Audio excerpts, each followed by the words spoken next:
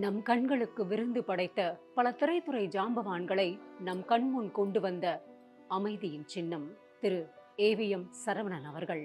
பிறப்பு 1939. இன்னைக்கு அவர் நம்ம கூட இல்ல அப்படிங்கிறது உண்மையிலேயே வருத்தத்துக்குரிய விஷயமா தான் பார்க்கப்படுது. No compromise.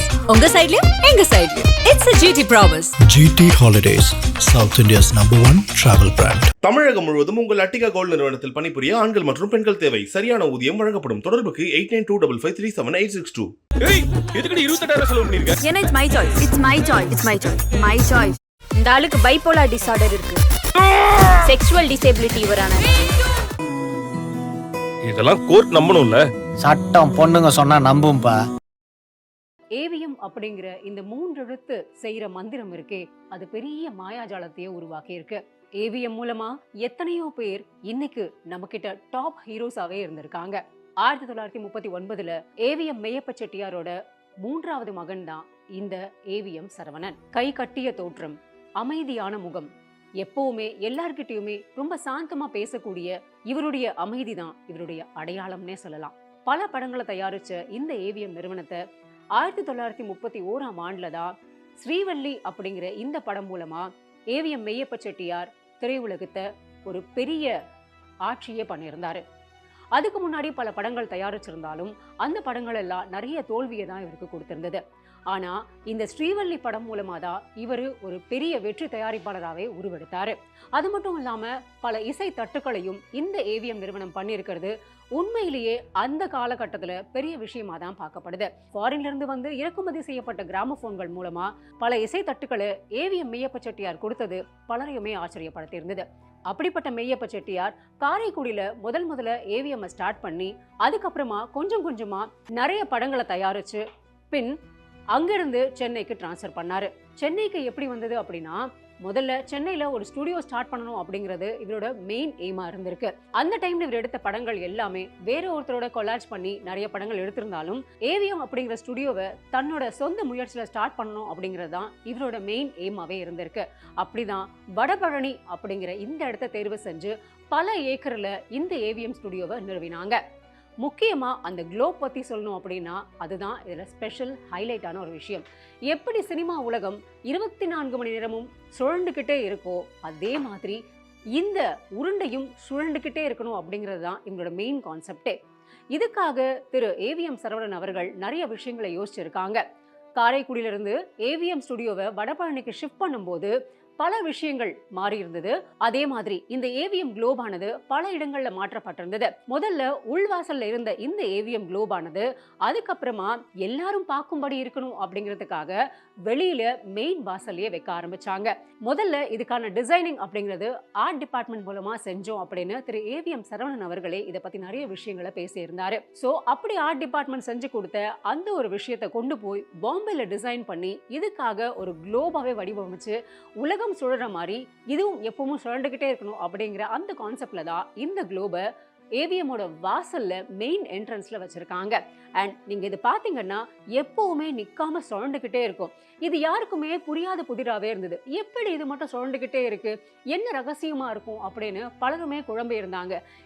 அந்த வாசல்ல கடந்து போற பலருமே இது மட்டும் எப்படி சுழண்டுகிட்டு இருக்கு அப்படின்னு பல குழப்பங்களும் ஏற்பட்டிருந்தது.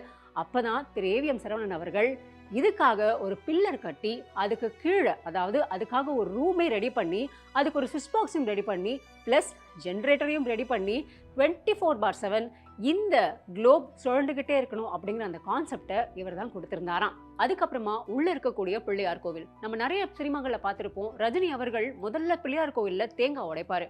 இது அந்த ஏவிஎம் ஸ்டுடியோவோட அடையாளம் அப்படின்னு சொல்லலாம். அதே மாதிரி சென்ட்ரல் ஜெயின்னா இப்படிதான் இருக்குமோ அப்படின்னு நாம நினைச்சு கூட பார்க்க முடியாத அளவுக்கு அந்த ஜெயில அப்படியே தத்ரூபமா காமிச்சிருப்பாங்க ஏவிஎம்ல. இது எல்லாமே செட் அப்படின்னு பலராலுமே நம்ப முடியாம போயிருந்தது. ஸோ இந்த மாதிரி பல விஷயங்கள் இருக்கு. அது மட்டும் இல்லாம திரு ஏவிஎம் சரவணன் அவர்கள் பத்தி அவங்க, அதாவது அந்த ஸ்டுடியோஸ்ல வேலை செஞ்சவங்க பல விஷயங்கள் சொல்லியிருக்காங்க. மழையெல்லாம் பெஞ்சதுன்னா அவங்க அங்கே கூட்டிக்கிட்டு இருந்தாங்கன்னா வந்து எதுக்குமா இங்கே கூட்டுறீங்க, மழை பெய்யுது, அங்கேருந்து போங்க, முதல்ல வீட்டில் போய் ரெஸ்ட் எடுங்க, இதுக்கான சம்பளத்தை நான் கொடுத்துட்றேன் அப்படின்ட்டு ரொம்ப பணிவாக வந்து பேசுவாராம். அதை ஒரு அம்மா அழுதுகிட்டே வர சொல்கிறாங்க. பார்க்கவே ஒரு மாதிரி உருக்கமாக இருந்தாலும் இப்படியெல்லாம் இருந்திருக்காருல்ல, இப்படிலாம் இவர் வாழ்ந்திருக்காருல்ல அப்படின்னு எல்லாராலையுமே நினைக்க தோணுது. இன்னைக்கு இருக்கக்கூடிய ரஜினி, கமல் இவங்க மட்டும் இல்லாமல் தன்னுடைய திரைத்துறை பயணத்தை முதல் திரைப்படமான பராசக்தி மூலமா ஸ்டார்ட் பண்ண நடிகர் திலகம் அவர்கள் கணேசன் அப்படிங்கிற பேரு சிவாஜி கணேசனா மாறினதும் ஏவிஎம் மெய்யப்ப செட்டியாரால தான் அப்படிங்கிறது உங்களை எத்தனை பேருக்கு தெரியும் அப்படிங்கிறத கமெண்ட்ஸ்ல சொல்லுங்க. காலிவுட், பாலிவுட், டாலிவுட், மாலிவுட்னு இங்க இருக்கிற எல்லா டாப் ஹீரோஸுமே ஒரு காலத்துல ஏவிஎம்மோட வாசல் வரைக்கும் வந்துட்டு அதுக்குள்ள போய் நிறைய வாய்ப்புகள் கிடைக்காதா அப்படின்னு ஏங்கினவங்க தான். ஹீரோஸ் மட்டும் கிடையாது, டைரக்டர்ஸ், ப்ரொடியூசர்ஸ், டெக்னீஷியன்ஸ் இப்படி பல பேருமே ஏவிஎம் வாசலை ஏறி இறங்கியிருக்காங்க. பல பேருக்கு ஏவிஎம் வரவேற்பும் கொடுத்திருக்கு, பலரை வாழ வச்சுக்கிட்டும் இருந்திருக்கு. அதே மாதிரி திரு ஏவிஎம் சரவணன் அவர்கள் படத்தை சூஸ் பண்றது கூட ரொம்ப ரொம்ப யூனிக்கா தான் சூஸ் பண்ணுவாரு. முரட்டுக்காலை அப்படிங்கிற ஒரு படம், அதாவது கமர்ஷியல் படம் ஒரு பக்கம் போய்கிட்டு இருந்தாலும் சம்சாரம் அது மின்சாரம் அப்படிங்கிற மாதிரி உறவுகளுக்கு முக்கியத்துவம் கொடுக்கிறது, கூட்டு குடும்பம்னா என்ன, அதுக்குள்ள இருக்கிற பிரச்சனைகள்லாம் என்ன அப்படிங்கிற மாதிரி இந்த மாதிரியான சினிமாக்களும் அவர் தயாரிச்சிருக்காரு. இந்த மாதிரி கமர்ஷியலுக்கு மட்டும் இம்பார்ட்டன்ஸ் கொடுக்காம நிறைய குடும்ப பாங்கான படங்களுக்கும் இம்பார்ட்டன்ஸ் கொடுக்கறது இவரோட ஸ்பெஷாலிட்டி. அண்ட் இன்னொரு முக்கியமான விஷயம் இவரை பத்தி சொல்லணும் அப்படின்னா, ஒரு படத்தோட பூஜை போடும்போதே அந்த படத்தோட ரிலீஸ் டேட்டையுமே அப்பவே அனௌன்ஸ் பண்ணுவாரு. அதே மாதிரி சொன்ன டேட்டுக்கு அந்த படத்தை ரிலீஸ் பண்றதுல இவருக்கு நிகர் இவர் தான். அதுக்காக நிறைய ஒர்க் அவுட் பண்ணி அந்த டைம் ஷெட்யூல்குள்ள ஷூட்டிங்கும் கம்ப்ளீட் பண்றதுல உண்மையிலேயே ஏவிஎம் சரவணன் அவர்களுக்கு ஒரு பெரிய ஹேட்ஸ் ஆஃப்னு பல பேர் சொல்லியிருக்காங்க. ரஜினி அவர்கள் கூட இவரை பத்தி நிறைய விஷயங்கள் பேசும்போது, அதாவது இப்போ ரீசெண்டா பேசும்போது 2020ஸ்க்கு அப்புறமா நாம கண்டிப்பா ஒரு படம் பண்ணணும் அப்படின்னு அவர் பேசியிருந்ததாகவும் சொல்லியிருந்தாரு. இதே மாதிரி சிவகுமார் அவர்களும் ஒரு பதிவு பதிவேற்றிருந்தாரு. அது என்ன அப்படின்னா, 1965 தான் சினிமா துறைக்கு வரும்போது தன்னோட பேர் பழனிசாமி அப்படின்னும், அந்த பழனிசாமியா இருந்த நான் சிவகுமாரா மாறினதே சரவணன் அவர்களால தான், அவர் தான் இந்த பேரை எப்படி மாத்தினாரு அப்படின்னு சொல்லியிருந்தாரு. இந்த நன்றி உணர்வை காட்டுறதுக்காக தான் தன் முதல் பையனுக்கு அவரோட பேரை வச்சதாகவும் சொல்லியிருந்தாரு. எவ்வளவு அழகான ஒரு விஷயம்ல, தன்னோட கரியரையே மாத்தின ஒரு பேரை அப்படியே தன் பையனுக்கு வைக்கிறது அப்படிங்கிறது எத்தனை பேரால முடியும்? அதை தான் காலப்போக்கில் அவங்க சினிமாக்காக சூர்யான்னு மாற்றிருந்தாங்க. ஸோ இப்படியே போய்கிட்டு இருந்தது. அதுக்கப்புறமா நிறைய படங்கள் ப்ரொடியூஸ் பண்ண சில வருட காலங்களுக்கு முன்னாடி திரு ஏவிஎம் சரவணன் அவர்கள் உடல்நிலை சரியில்லாத காரணத்தினால பல இடங்களுக்கு போக முடியாமல் இருந்திருக்காரு. ஆனா அப்படியும் தன்னால முடிஞ்ச அளவுக்கு எங்கெல்லாம் தன்னால போக முடியுமோ அங்கெல்லாம் போயிருக்காரு. அது மட்டும் இல்லாம பல ஃபங்க்ஷன்ஸையும் அட்டென்ட் பண்ணியிருக்காரு. காலப்போக்கில் முடியாம போகவே இன்னைக்கு அவர் நம்மளை விட்டு போயிருக்கிறது உண்மையிலேயே வருத்தத்துக்குரிய விஷயமா தான் பார்க்கப்படுது. வயது மூப்புனால இன்னைக்கு அவர் நம்ம கூட இல்லாம இருக்கலாம், ஆனா அவர் விட்டு சென்ற விஷயங்கள் நிறையவே இருக்கு. ஏவிஎம் சரவணனோட மகனான திரு குகன் அவர்கள் அங்க ஒரு மியூசியம் ஸ்டார்ட் பண்ணியிருக்காரு. இந்த மியூசியம் பேர் ஏவிஎம் மியூசியம். இந்த மியூசியத்துல விண்டேஜ்ல யூஸ் பண்ண கார்ஸ்ல இருந்து, அதாவது அப்போ எம்ஜிஆர் காலத்துல இருந்து இப்ப இருக்கிற ஜென்சி கிட்ஸ் யூஸ் பண்ற எம்ஜி வரைக்குமே அங்க காட்சிப்படுத்தப்பட்டிருக்கு. அது மட்டும் இல்லாம சினிமாவுக்காகவே பயன்படுத்தப்பட்ட நிறைய டெக்னிக்கல் எக்யூப்மெண்ட்ஸ் எல்லாமே அங்க காட்சிப்படுத்தப்பட்டிருக்கு. முக்கியமா கேமராஸ், எடிட்டிங் டெக்னாலஜி, இப்படி எல்லாத்துக்குமே என்னெல்லாம் வந்து அப்போ பயன்படுத்தினாங்களோ இது எல்லாமே காட்சிப்படுத்தப்பட்டிருக்கு அந்த மியூசியம்ல. குறிப்பா இங்க ஏவிஎம் குள்ளேயே இது எல்லாமே இருக்கு. ஸோ இதை பார்த்து பலருமே வியந்திருக்காங்க. ஆனா இது எல்லாத்தையுமே நம்ம கிட்ட கொடுத்து சரவணன் அவர்கள் இன்னைக்கு நம்ம கூட இல்லை அப்படிங்கிறது உண்மையிலேயே வருத்தக்கூடிய விஷயமா தான் இருக்கு. இவரோட தாரக மந்திரம் என்ன தெரியுமா? உழைச்சா கண்டிப்பா எல்லாருக்குமே நல்ல பலன் கிடைக்கும். அது மட்டும் இல்லாம விடாமுயற்சி விஸ்வரூப வெற்றி அப்படிங்கிறது இவரோட தாரக மந்திரமா இருந்திருக்கு.